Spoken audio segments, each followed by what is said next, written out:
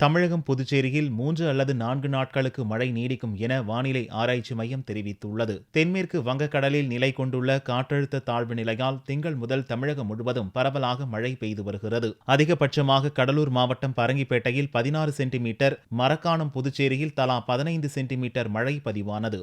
செவ்வாயன்று காலை சென்னை வானிலை ஆராய்ச்சி மைய இயக்குநர் ரமணன் நிருபர்களை சந்தித்தார். தமிழகம், புதுச்சேரியில் அடுத்த 3 அல்லது 4 நாட்களுக்கு மழை நீடிக்கும் என அவர் கூறினார். பெரும்பாலான இடங்களில் கனமழை இருக்கும் என்ற அவர் கடலோர மாவட்டங்களில் மிக பலத்த மழை பெய்ய வாய்ப்பிருப்பதாக தெரிவித்தார். சென்னையை பொறுத்தவரையில் விட்டுவிட்டு மழை பெய்யும் எனவும் சில நேரங்களில் பலத்த மழை பெய்யும் எனவும் அவர் தெரிவித்தார். கடலுக்கு மீன்பிடிக்க செல்லும் மீனவர்கள் எச்சரிக்கையுடன் இருக்க வேண்டும் என அறிவுறுத்தினார்.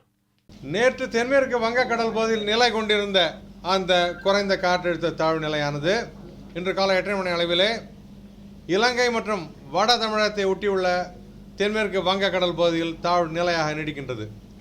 இந்த தாழ்வு நிலை காரணமாக கடந்த 24 மணி நேரத்திலே தமிழகம் மற்றும் புதுச்சேரியில் அநேக இடங்களில் மழை பெய்துள்ளது.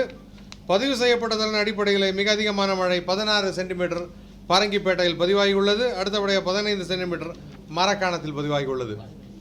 வாரம் 24 மணி நேரத்தை பொறுத்தவரையிலே தமிழகம் மற்றும் புதுச்சேரியில் பெரும்பாலான இடங்களில் நாம் மழை எதிர்பார்க்கலாம்.